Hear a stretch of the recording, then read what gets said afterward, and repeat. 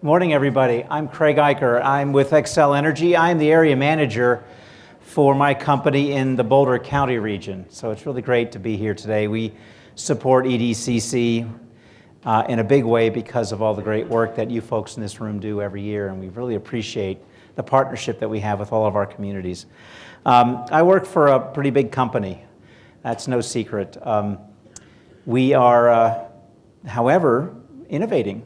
A lot of folks don't think about an old, stodgy utility as an innovator, but one of the great things that I can talk about is a partnership that we formed a few years ago with the National Renewable Energy Lab, almost right next door to this hotel.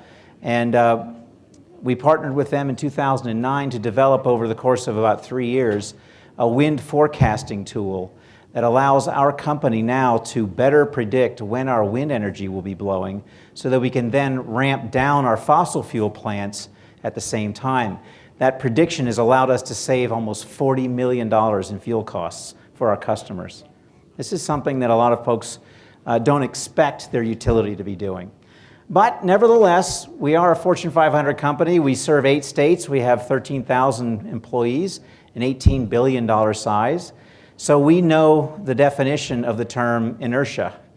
And so we're not unlike a lot of other companies out there that kind of are perceived sometimes as being this gigantic aircraft carrier that cannot turn on a dime, that can't be nimble, that struggles to make strategic changes in an ever-increasing choppy ocean. Such is the world that Uri Neren lives in.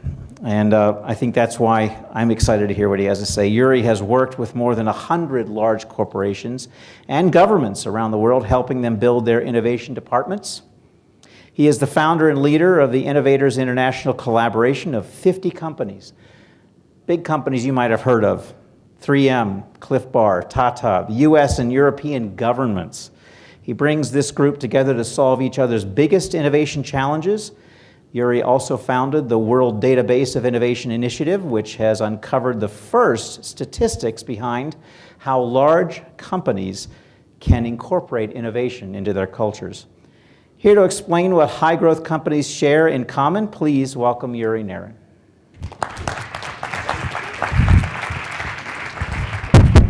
I'm on. Thanks so much. And that's a great context, and you're right, turning battleships.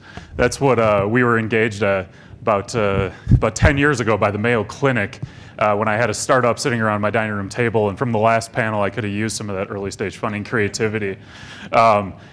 And Mayo said, hey, could you go find out some best practices in innovation? And we said, oh, sure, I'm sure we'll just be able to go find some white papers. And they had Clay Christensen on their board and Tim Brown from IDEO and all these big names.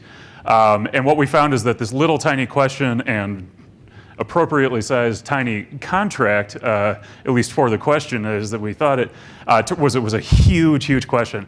And so here we are 10 years later. And just a little more of an overview. So Innovators International is our collaboration of 50 companies. Some of you in the room actually know a lot more about it. We have Innovators Colorado as well, which is our first chapter. And so I moved here about 2 years ago after living here in the 90s. And with Vic Ahmed, who was here on stage, we started Innovators Colorado, which is our first chapter, 20 companies. And so DaVita and Gates and Cyber and Aspen, a whole bunch of great local companies are on board helping us build a group of 20. And then we have Innovators Equation, which is our data company. And Innovators Fund, we're starting to build corporate venture funds with a lot of our corporate partners, which is part of the innovation equation. As we study these companies over the last 10 years, we've studied about 2,000.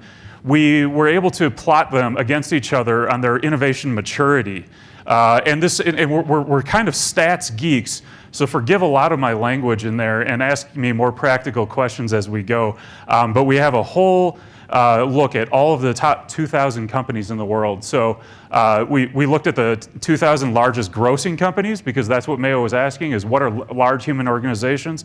We took that actually much further, and we looked at, Eric and I were just talking on the side about this, who's up next?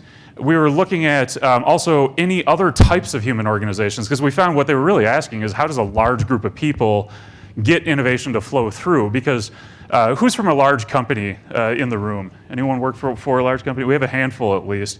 And obviously, Greg, who introduced me too, turning the battleship. Why do they feel like battleships? They feel like battleships because, well, first of all, they're huge, but also they're built for standardization. They're built for scale. And that innocently just doesn't leave a whole lot of room for anything. So as we looked at these 115 different innovation practices used by the 2,000 companies, we found that the high growth companies, those companies that repeatedly change their market, control their market, run their market, and by the way, in your realm, create a ton of jobs. It's really where most of the jobs were coming from. Those companies shared 27 of those 117 or 115, I think it says. So 27 of these we think are innovation management best practices. We use quotes around that, and I think that's something to stay conscious of and aware of as you look through this. You'll want to start looking at these as a set of rules or purely best practices, but really it's a menu of options, because not one of these large companies, from the 3Ms who have been doing it for 150 years to the Nestle's are even longer, not one of them uses all 27 metrics. Before we get into it, I think a really important thing is to define what innovation is. I would guess that if we asked everybody in the room here, you would all have almost completely different, we could probably make like 4 or 5 or 10 groups. We found hundreds of definitions for innovation. Everybody has a real personal one, but this is not right or wrong, this is just our definition. And so innovation and innovation is a noun, we believe is something that has already changed the world, already changed human behavior on a wide scale, very distinct from an invention, which is a very cool thing that might be sitting on a shelf, not really doing a whole lot yet, right? And then innovation management is really the world, and this is the important distinction, that we work from. So we're in the world of innovation management, which is the system that a human organization creates to allow innovation to flow through, which is not a natural thing in an organization. Why innovate? I think this is very interesting and pretty clear, and as economic development folks, we should all be equally concerned with this. In 1950, the average lifespan of a company on the Fortune 500 list was somewhere around, 75 years? Today it's 15 years and rapidly decreasing. So turnover in these companies going out of business, being obsoleted, that rate is increasing incredibly fast, which could put any of the businesses located in your region out without a whole lot of warning sometimes too. And so we'll get into some of those examples today. Here at the lower end of the curve, don't worry about reading the names, I'm just going to talk about them here, but you see some kind of tough ones to talk about. you see Best Buy's, Blockbuster, companies that really actually had incredible intelligence inside, especially when you get into the controlled data. I'm from Minnesota. Minnesota, and most Minnesotans don't remember this even, was the supercomputer center of the world in the 80s. and most Minnesotans really don't even remember this anymore.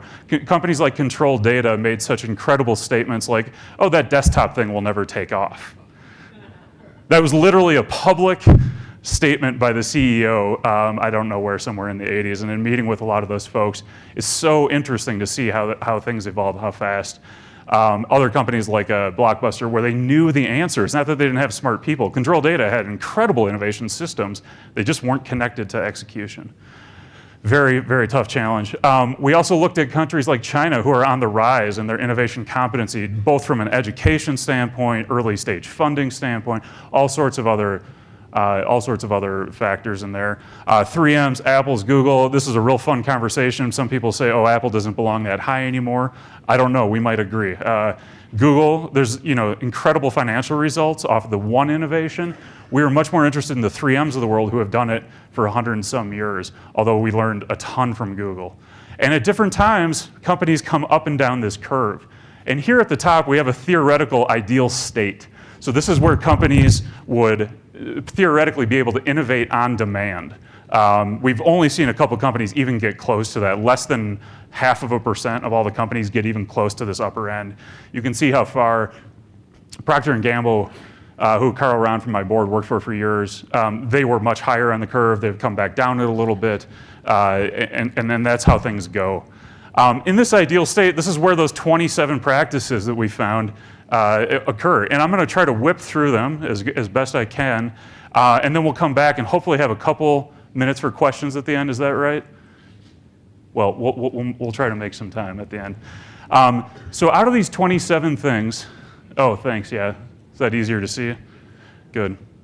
Don't read too much though, because then you won't be listening, right? So we've taken these 27 things and we've split them into these 5 convenient categories. You don't have to pay too much attention, but structures that allow innovation to flow, belief systems, that was a surprising category we discovered, but we actually were able to build some statistics behind this very subjective thing. The innovation process, which is where most of the world focuses, it's very tangible, it's how do we get from A to B, sort of a human mindset, very important piece of it. Talent management, HR, talent on a regional level. We've been talking with the Denver South folks about education in the region and work readiness, and culture. And culture, I think somebody's talking, and there's the book in the back, Culture Eats Strategy for Lunch. This is the smallest bubble, not because we think it's the least important, we just think that it's not the way you change culture is to address it directly. So structure, some of the fun structures here.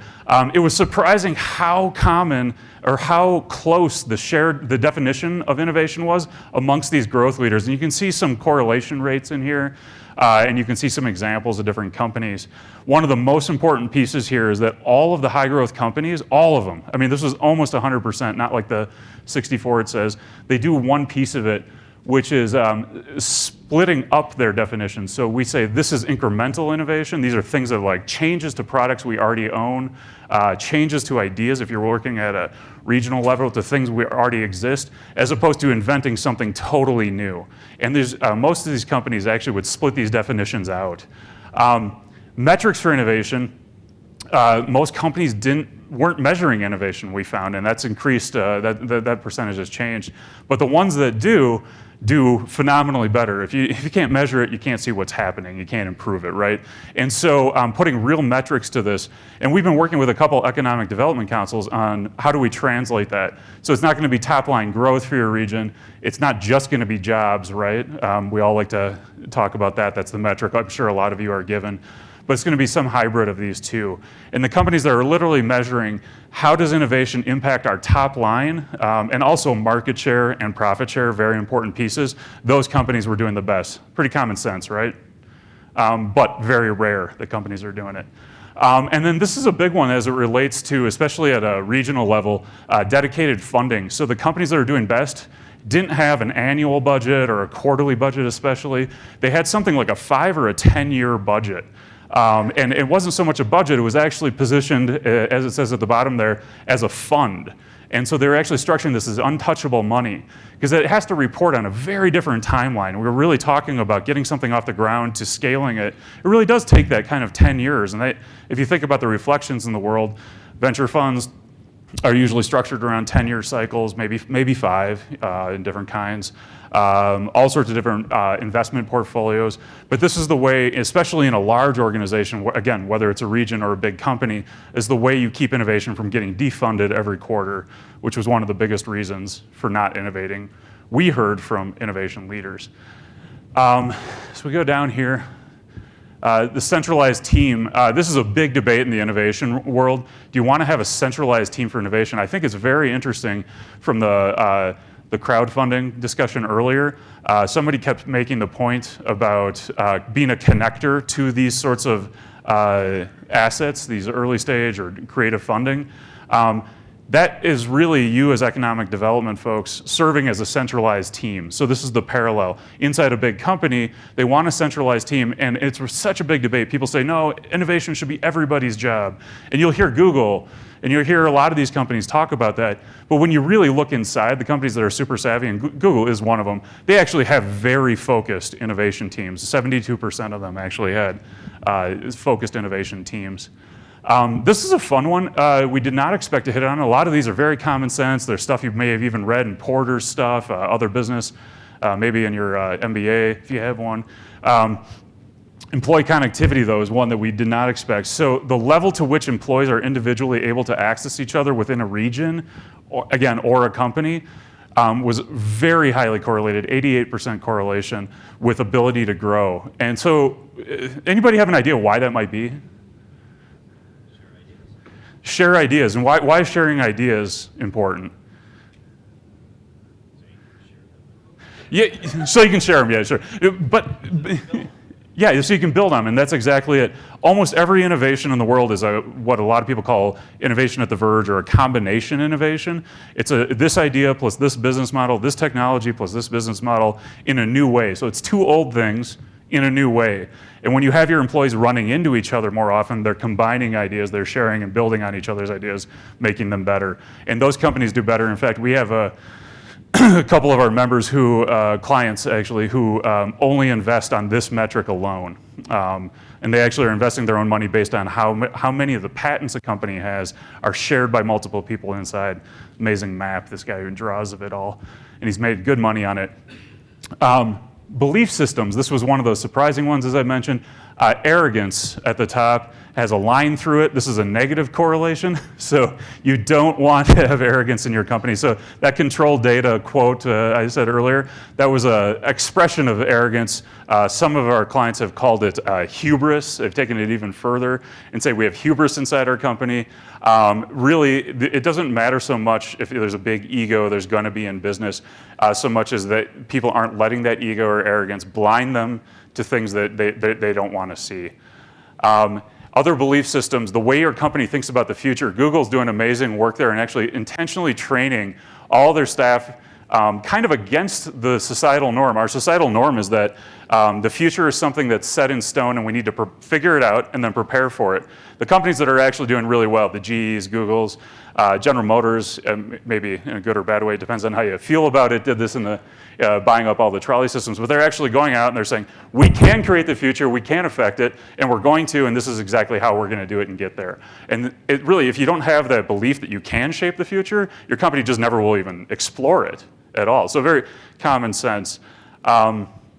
Process, there's so much to cover in the process here, but this is a typical innovation process that a lot of you are probably familiar with. You find an opportunity, you invent an idea, you come around the circle and you take it to market. The companies that do best, and this is where companies spend the least amount of time, but the ones that do extremely well, they start in the discovery phase, and they actually spend a little bit more time here. So they don't come in with an assumption that they know what problem they're solving for, that what human need they're trying to meet. They actually will sit with this for a while. They will articulate it using a framework. They'll have a whole pipeline of opportunities that they're considering against each other. So your opportunity cost, as opposed to trying to analyze whether one idea is a great idea. There really is no such thing. And then the invention phase. This is where, I don't know, 90% of the consultancies in the world exist is around helping people develop products with thinking frameworks, right? And one of the things we found in common amongst the high growth companies was they use an invention methods toolkit. So a bunch of these different thinking processes. Brainstorming, right, from the 80s was kind of the first step at like formalizing a thinking process. It was loose, but it was good. Design thinking, who's familiar with design thinking? That's a real popular one. Yeah, good hands. So we found 152 of those kinds of methodologies. Each distinct from each other, each useful for different kinds of things. Companies that are doing well are actually bringing these in. And we did one with the city of Minneapolis, a project where we brought SIT, Systematic Inventive Thinking, in. And they did some incredible stuff I can tell anybody about later with that. When you get out here to the take to market phase, just one interesting thing I wanted to point out is the inventor is involved all the way out to here. So one of the things that big organizations, societies, the kinds of organizations you deal with, Fortune 500s maybe based in your space, is that to market phase. They try to strip the inventor out because they say, oh, we know how to scale it. Now the idea is set, we know how to scale it. And what happens then? The soul of the product, the thing that actually made it valuable to people, sometimes gets stripped out by those who are really great at scaling, standardization, and all of that. Talent management. How are we doing on time? We've got about 5 minutes, I see. So talent, we'll just breeze over a couple things here. It was very hard to build stats around this, but the companies that are doing well here, they understand that humans are inherently innovative, and what you have to do is just get the heck out of people's way. And so there's a whole bunch of very specific HR policies, rewards and recognition systems, all sorts of different ways of addressing and getting out of people's way, but also enabling them, like it says there, really getting behind them and saying, okay, who are the real innovators and how do we get them the money, the time, the resources, maybe even the talent that they need to execute on their idea. Culture, and culture is a big one. And I completely agree with culture eating strategy for lunch. 100% agree with that. But neither of them, I think like it even says on the cover of the book that we got here, neither of them can exist on their own. They really need each other very badly. So one of the things we found here is that whatever your company culture is, whether it's harsh and a harsh environment for new ideas or very accepting with new ideas, doesn't matter. And that was kind of fascinating to find because everybody was like, well, these open companies are going to be much more prolific in their innovation. And really, we actually found that there was no correlation whatsoever. But the companies that were doing really well, whether they were accepting or harsh, they had these environments. They had a process, they had funding, they had the people in place to allow, even when everyone in the company was saying, hey, that's a terrible idea, to allow that person the space to actually work on the idea, the funding, like we talked about in the last discussion. That's a big one. And and the funding is one of the big pieces I hear often here in Colorado as one of the challenges. There's a lot more early stage funding coming in. It's hard to find it sometimes, per the last discussion. It's especially as an entrepreneur, and I remember this from my early days, it's very hard to understand what was out there even. And so you as connectors can be amazing there. And that's an amazing kind of parallel with the innovation departments in these big companies. The ones that are doing best are playing that connector role. If you've read Malcolm Gladwell's stuff, the connector is a type of person.